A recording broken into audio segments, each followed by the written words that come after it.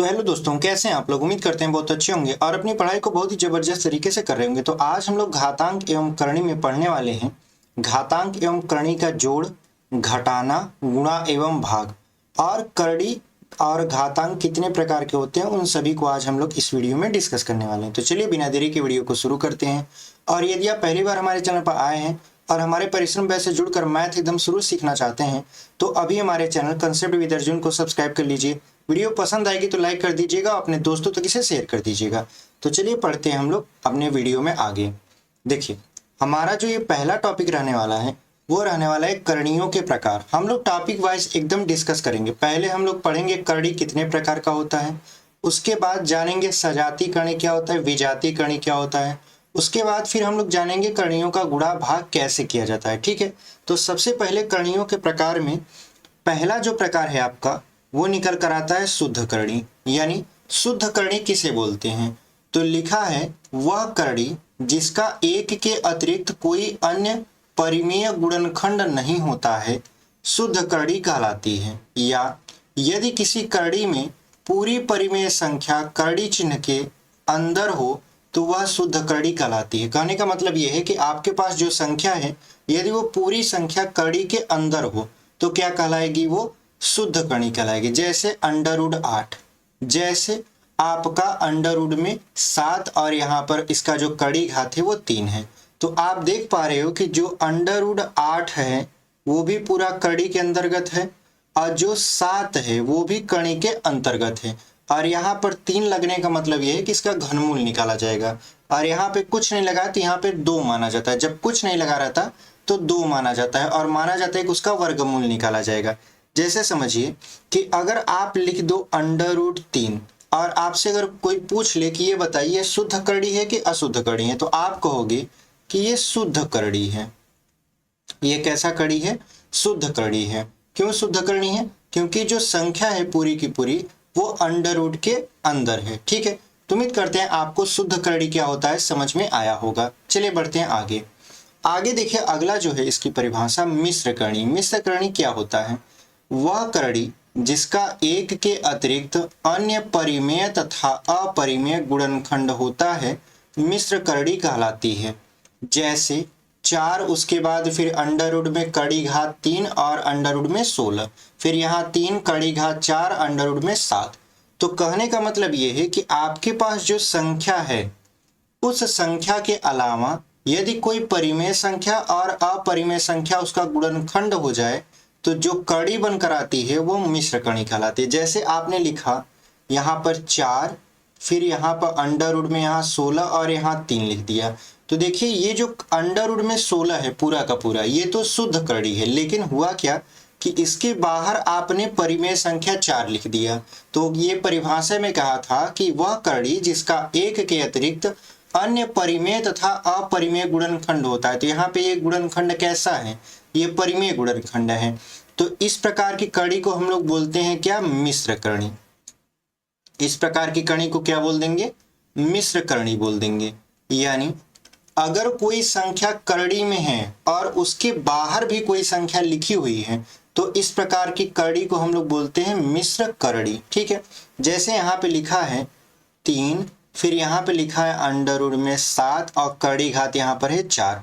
तो ये जो पूरी की पूरी संख्या है ये तो है आपका शुद्ध करणी, लेकिन इसके बाहर ये जो 3 लिख गया यानी इसका एक गुणनखंड 3 निकल कर आया, तो इसको यदि मिला दें तब ये बन जाएगा क्या, आपका मिश्र करणी। ठीक है, समझ में आया। उम्मीद करते हैं आपको ये समझ में आया होगा। कहने का मतलब ये है कि जब कोई संख्या पूरी तरीके से करणी के अंदर होती है तो वह शुद्ध करणी कहलाती है। जैसे अगर हम लिखें अंडर में 7, ठीक है, तो ये क्या है आपका, ये शुद्ध करणी है क्योंकि ये जो पूरी संख्या है 7 वो अंडर के अंदर है। लेकिन यदि हम यही कहें ऐसे लिख दें 4 फिर लिख दें ऐसे अंडर में 7, तो देखिए अंडर 7 का एक खंड आपका 4 हो गया। तो जब अंडर के बाहर भी कोई संख्या लिखी हुई नजर आती है तो इस प्रकार की करणी को हम लोग बोलते हैं मिश्र करणी। दोनों में अंतर आपको अब समझ में आ गया होगा। ठीक है, इसको क्या बोल देते हैं, मिश्र करणी, और ये है आपका शुद्ध करणी। उम्मीद है आपको दोनों समझ में आए होंगे। मतलब मिश्र करणी क्या होता है, और शुद्ध करणी क्या होता है बहुत अच्छे तरीके से आपको समझ में आ गया होगा। चलिए बढ़ते हैं आगे। देखिए आगे आपका एक और नया टॉपिक आता है सजातीय तथा विजातीय करणी। सजातीय तथा विजातीय करणी को समझना इसलिए जरूरी है क्योंकि जब भी हम गुणा भाग जोड़ घटाना करेंगे तो वहां पे सजातीय और विजातीय का ही करेंगे, यानी सजातीय का साथ में विजातीय का साथ में। तो सबसे पहले समझना होगा कि सजातीय और विजातीय करणी क्या होते हैं।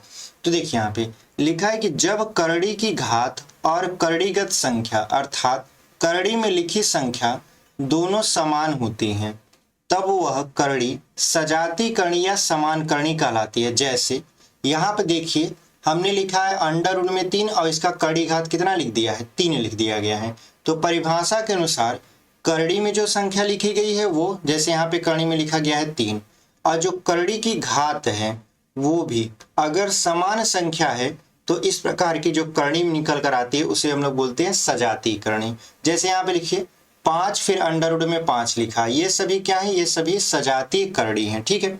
अच्छा दूसरा देख लेते हैं विजातीय करणी क्या होता है कि जब करड़ियों की घातें अलग अलग हों या करड़ीगत संख्याएं अलग अलग हों या घातें और करड़ीगत संख्याएं दोनों अलग अलग हों तब करड़ी विजातीय करणी या असमान करणी कहलाती है। कहने का मतलब ये है या तो जो आपका करड़ीगत संख्या है वो अलग हो या उसकी घात अलग हो या दोनों अलग अलग हो, तो इस प्रकार की जो करणी हमको मिलती है वो करणी क्या कहलाती है, आपकी विजातीय करणी कहलाती है। जैसे हमने लिखा है आपका 2 अंडर रूट 2 व 3 अंडर रूट 7, अगर इन दोनों को मिला दें तो देखिए यहाँ पर इसका जो बाहर वाला संख्या है यहाँ 2 है और यहाँ 3 है, यहाँ पर अंडर रूट 2 है, यहाँ पे अंडर रूट 7 है, तो ये दोनों क्या है आपके, ये दोनों विजातीय करणी है। ठीक है।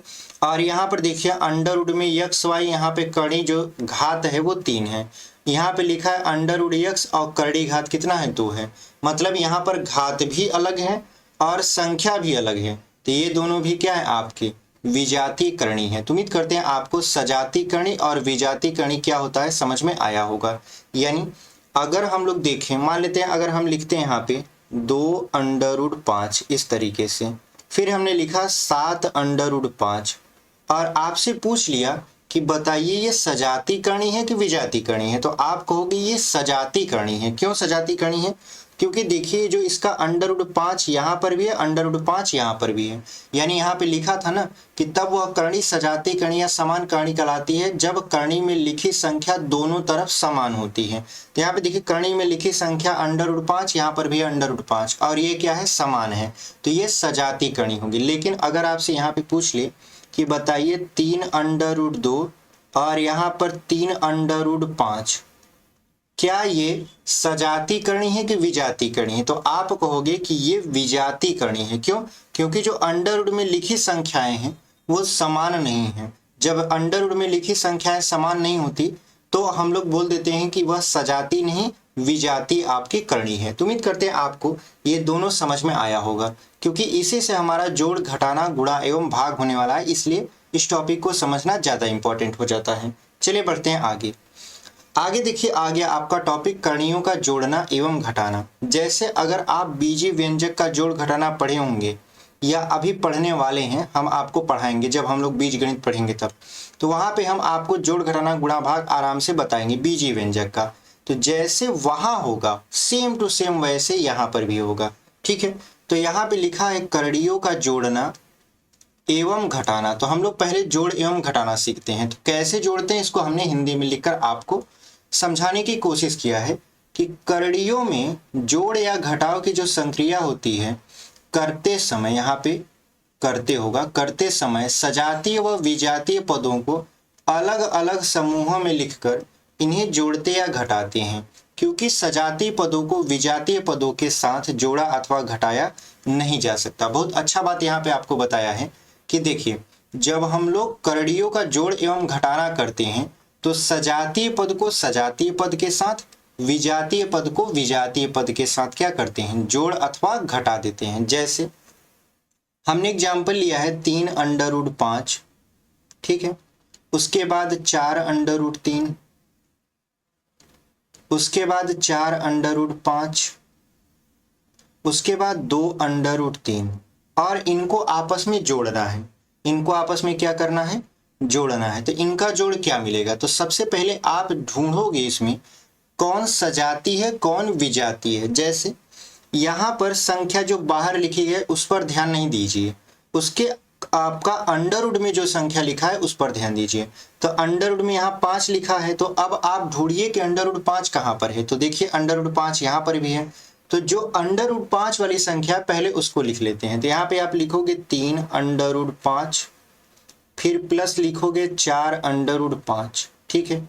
और जैसे हम लोग संख्या को जोड़ते हैं, जैसे यहाँ पे 3 है और 4 है, तो 3 और 4 कितना हो जाएगा? 7। तो ये हो गया आपका 3 यहाँ पर और 4 कितना हो गया? 7 हो गया। तो ये आ गया 7√5। उसके बाद देखिए अब जो छूट गया है जो विजाती वाला है उसको देख लेते हैं साथ में। तो यहाँ पे देखिए √3 है, यहाँ पे भी √3 है। इस हिसाब से तो ये भी आपके सजाती हैं, लेकिन √5 के हिसाब से क्या हो गई? ये विजाती हो गए। तो इसको भी हम लोग साथ में लिख लेते हैं। तो इसको लिखेंगे तो ये हो जाएगा 4√3 प्लस हो जाएगा 2√3।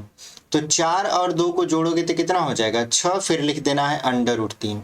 अब इनको फिर से जोड़ना है क्योंकि ये संख्या और ये संख्या अलग अलग जोड़ दिए। इनको यदि जोड़ना है तो लिखेंगे 7√5।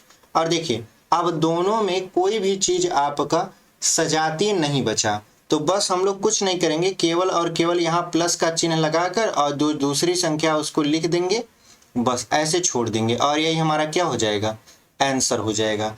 तो सजातीय पद को सजातीय पद के साथ हमने जोड़ा, विजातीय पद को विजातीय पद के साथ जोड़ा। अगर ये नहीं जुड़ रहे हैं तो बस इनको पास पास लिखकर, अगर जोड़ रहे हो तो जोड़ का चिन्ह लगा दो, यदि घटा रहे हो तो घटाने का चिन्ह लगा दो, बस आपका वही क्या हो जाएगा? आंसर हो जाएगा। तो उम्मीद करते हैं आपको करणियों का जोड़ एवं घटाना समझ में आया होगा। चलिए बढ़ते हैं आगे। देखिए आगे यहाँ पर नोट में हमने एक चीज मेंशन किया है कि यदि विजातीय पदों को सजातीय बनाने के लिए गुणनखंड संभव है, यानी यदि जो आपका विजातीय पद है देखने में ऐसा लग रहा है कि इसका खंड करने पर ये सजातीय बन जाए, तो उनके गुणनखंड करने उन्हें सजातीय बनाकर जोड़ते या घटाते हैं, यानी यहाँ पे करते हो जाएगा। तो यहाँ पर क्या हो जाएगा आपका? तो उनके गुणनखंड करके उन्हें सजातीय बनाकर जोड़ते या घटाते हैं, यहाँ पे के कर देंगे करके। ठीक है। कहने का मतलब ये है कि जो विजातीय पद हैं आपके करणी में, यदि वो देखने में ऐसे लग रहे हैं कि उनका खंड कर दिया जाए तो वो सजातीय बन जाएंगे, तो हम लोग उन्हें सजातीय बना देते हैं, उसके बाद फिर जोड़ते अथवा घटाते हैं। इसी पर आधारित एक प्रश्न हम और लेकर आपके सामने आए हैं। √80 प्लस 3√245 माइनस अंडरवुड में 125। तो अगर आप देखो तो इसमें ना तो कोई पद सजातीय आपको दिख रहा है ना तो कुछ दिख रहा है। दिखने में आपको लग रहा है कि ये विजातीय हैं, लेकिन आपने नोट पढ़ा कि यदि देखने में विजातीय लग रहे हों बट उनका खंड यदि सजातीय हो तो उनको क्या किया जाता है? खंड करके जोड़ अथवा घटा दिया जाता है। तो हम लोग क्या करेंगे? अलग अलग संख्या का अलग अलग खंड कर लेंगे। जैसे शुरू करते हैं √80 से। अगर हम लोग √80 को लिखना चाहें तो √80 को लिख सकते हैं 16×5 = 80, यानी 16 × 5। और 16 का वर्गमूल आप जानते हो 4 होता है, तो लिख दो 4√5। ठीक है। 80 का हमने खंड कर लिया। उसके बाद देखिए बचा है 3 अंडरवुड में 245।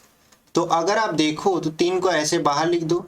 245 को यदि हम आप 5 से काटें तो 5 चौक 20, 5 नवा 45, यानी गुणे 5 हो जाएगा, यानी 49 × 5। तो 49 का जो वर्गमूल होता है वो क्या होता है? 7 होता है।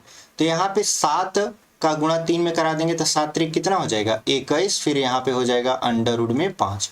जो इसका वर्गमूल निकला था 7 का गुणा हमने किसके साथ करवा दिया? 3 के साथ करवा दिया, जो कि हो गया आपका 21। ठीक है। हमने थोड़ा डायरेक्ट किया है। उसके बाद देखिए यहाँ पे लिखा है अंडरवुड में 125। 125 का खंड आप जानते हो, 5 × 5 = 25, 25 × 5 = 125, यानी इसको हम लोग लिख सकते हैं 5 × 5 × 5। तो एक जोड़ा बनेगा तो 5 बाहर निकल जाएगा, यानी हो जाएगा 5 अंडरवुड में 5। अब समझिए, पहली बात तो इसको जोड़ना है फिर घटाना है, तो जो जोड़ने का चिन्ह है उसको लिख लेते हैं, यानी 4√5, फिर प्लस करना है हमको 21√5, फिर माइनस करना है आपको 5√5। अब देखिए, पहले ये दिखने में सजातीय नहीं लग रहे थे, लेकिन अब जब इनका खंड कर दिया गया तो ये सजातीय बन गए। कैसे? यहाँ पर भी √5 है, यहाँ पर भी √5 है, यहाँ पर भी √5 है। तो सबसे पहले हम लोग 21 को 4 में जोड़ेंगे, तो 21 और 4 कितना हो जाता है? तो आप कहोगे 25। 25 में से फिर ये 5 घटा दो तो कितना मिलेगा? आप कहोगे 20। तब 20 लिख दो, फिर √5 लगा दो और यही आपका क्या हो जाएगा? आंसर हो जाएगा। यानी इस सवाल का जो फाइनल आंसर आया वो कितना आया? 20√5। तो कौन सा विकल्प आपका सही हो जाएगा? ऑप्शन नंबर बी देख रहे हैं, हमारा 20√5 दिया है और यही आपका क्या हो जाएगा? सही उत्तर हो जाएगा। तो जिस हिसाब से हमारा नोट कह रहा था उस हिसाब से हम आपके सामने क्वेश्चन लाए और उसको सॉल्व करके बताए कि अगर आपका देखने में विजातीय लग रहा है लेकिन उसका खंड करने पर वो सजाती बन जाए तो उसको सजाती बनाकर हम लोग क्या करते हैं? उसको जोड़ अथवा घटा लेते हैं। उम्मीद करते हैं आपको ये बहुत अच्छे तरीके से समझ में आया होगा। चलिए बढ़ते हैं आगे। आगे देखिए, जो अगला टॉपिक है हमारा वो है करणियों का गुणा एवं भाग।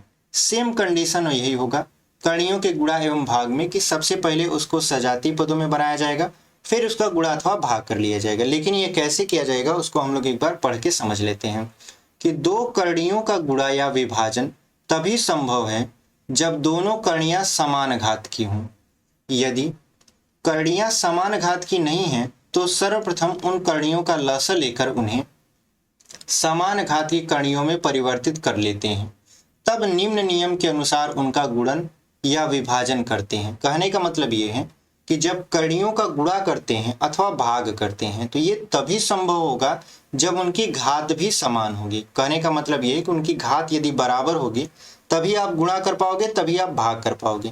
लेकिन सोचिए कि यदि उनकी घात बराबर ना हो तब क्या उनका गुणा अथवा भाग किया जा सकता है? तब गुणा या भाग करने के लिए हमको उनकी घातों का एलसीएम लेना पड़ेगा, मतलब लसा लेना पड़ेगा और लसा लेकर दिखाना पड़ेगा कि उनकी घात बराबर है। तब जाके हम लोग क्या कर सकते हैं? संख्या का गुणा अथवा भाग कर सकते हैं। और गुणा अथवा भाग करेंगे तो किस नियम से करेंगे? तो आप जब करणी पढ़ रहे थे तो करणी के नियम में हमने आपको ये वाला नियम भी पढ़ाया था कि अंडर में यहाँ पे a गुणे अंडर b और उसकी करणी घात यदि n है तो इसको हम एक में लिख सकते हैं, यानी लिख सकते हैं आपका a गुणे b अंडर में यहाँ पे n हो जाएगा। और वही सेम भाग में होता है, यानी a अंडर में और इसकी करणी घात n है, फिर भागे n करणी घात अंडर में b है, तो अंश का अलग और हर का अलग करणी होता है। तो अगर घात सेम है तो इसको एक ही करणी में लिख दिया जाता है। लेकिन ये सब कैसे होगा, चलिए सवाल के माध्यम से समझते हैं। ठीक है, देखिए यहाँ पर हमने पहला क्वेश्चन आपके लिए लिया है उदाहरण के तौर पर √5 फिर अंडर में 6, उसकी करणी घात 6 है, वह करणी घात 3 अंडर में 4 का गुणनफल ज्ञात कीजिए। तो आपसे इसका क्या पूछ रहा है? गुणनफल। तो अगर आप देखो तो न तो इसकी घात समान है न तो संख्या समान है, लेकिन इसका गुणा करवाना है। तो हम लोग क्या करेंगे? देखिए जो √5 है, √5 को अंडर का मतलब क्या होता है? अंडर का मतलब ये होता है कि घात में 1/2। तो यहाँ पे हम लोग लिख लेंगे 5 घाते 1/2। ठीक है, उसके बाद लिखा देखिए यहाँ पे रूट में 6 करणी घात 6 है, तो ये जो 6 है ये चला जाएगा 1/6 हो जाएगा, यानी 6 की घाते हो जाएगा 1/6। उसके बाद यहाँ पर देखिए करणी घात 3 है, यहाँ पे 4 है, तो ये हो जाएगा आपका 4 घाते 1/3। अब क्या करेंगे? जो इनका घात है, इनका घात क्या है? 1/2, 1/6 और 1/3। तो 1/2, 1/6 और 1/3 का हम लोग लसा लेंगे। तो लसा लेंगे तो कितना आ जाएगा? 12। लसा लेंगे कितना आ जाएगा? 12। तो ये हो जाएगा, देखिए यहाँ पर लसा 6 आएगा, क्योंकि देखिए 2 तिहाई 6, 6 एकम 6, तो 6 ही लसा होगा। देखिए 2 तिहाई 6 तो यहाँ पे 3 आ जाएगा, 6 एकम 6 1 आ जाएगा और आपका 3 दूना 6 तो 2 आ जाएगा। तो कहने का मतलब ये है कि जो पहली संख्या हमारी है 5, तो 5 की घाते 3 लग जाएगा, यानी यहाँ पे लगा दीजिए 5 घाते 3 और यहाँ पर 1 घात कर दीजिए 1/6। उसके बाद देखिए 6 है तो 6 घाते लगा दीजिए 1, फिर इसकी भी घात कर दीजिए 1/6।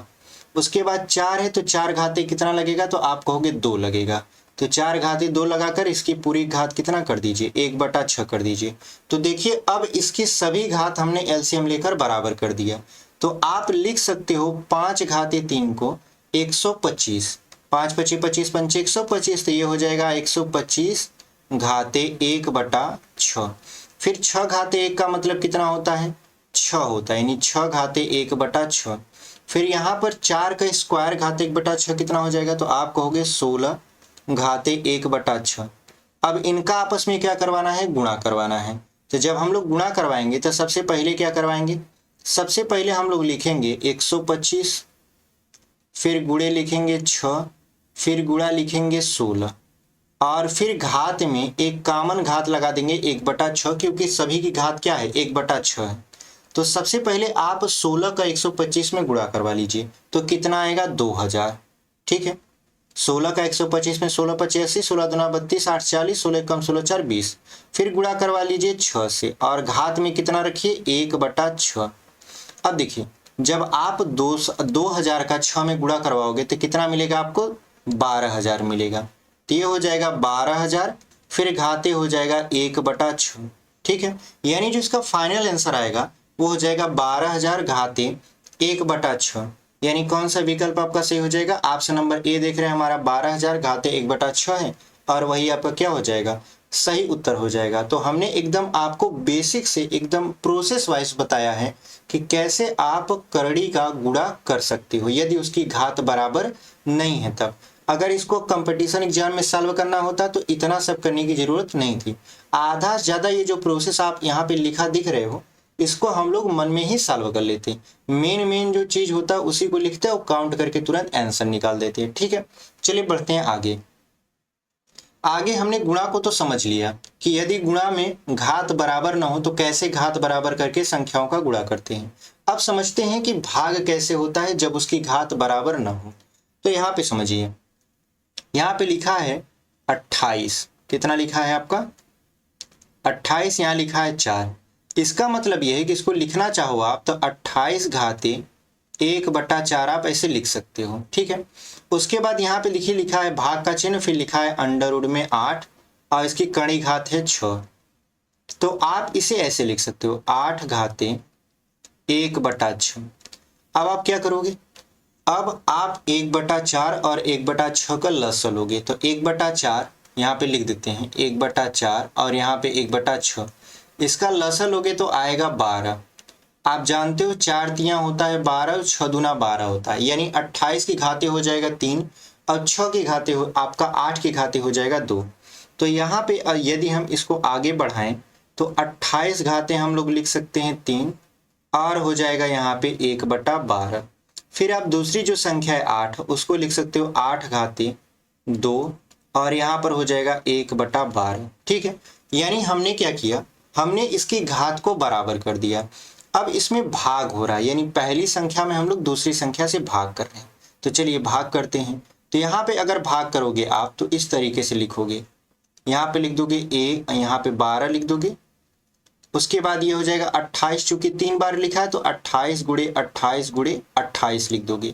फिर बटे 8 2 बार लिखा है तो 8 गुणे कितना कर दोगे, 8 कर दोगे। ठीक है, फिर इसको काटो 4 से, तो 4 सते 28, फिर यहाँ 4 दूनी 8, फिर 4 सते 28, फिर 4 दूनी 8, फिर 2 का 2 में गुणा कराओ, 2 दूनी कितना हो जाएगा 4। तो जब 4 हो गया तो 4 से फिर 28 को काटोगे तो 4 सते कितना आएगा 28। इसका मतलब ये है कि जो 7 है वो 3 बार आया है। कितनी बार आया है, 3 बार। तो हम लोग इसे ऐसे लिख सकते हैं, यहाँ पे कड़ी घात 12, 7 गुणे 7 गुणे 7।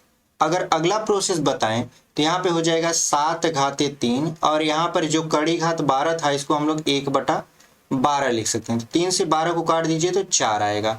तो कहने का मतलब ये है कि जो हमारा संख्या लास्ट में बचा है, जो हमारा अंतिम प्रोसेस बचा है, इसको यहाँ पे ऐसे लिख देते हैं। ठीक है, यहाँ पे इसको लिख देते हैं,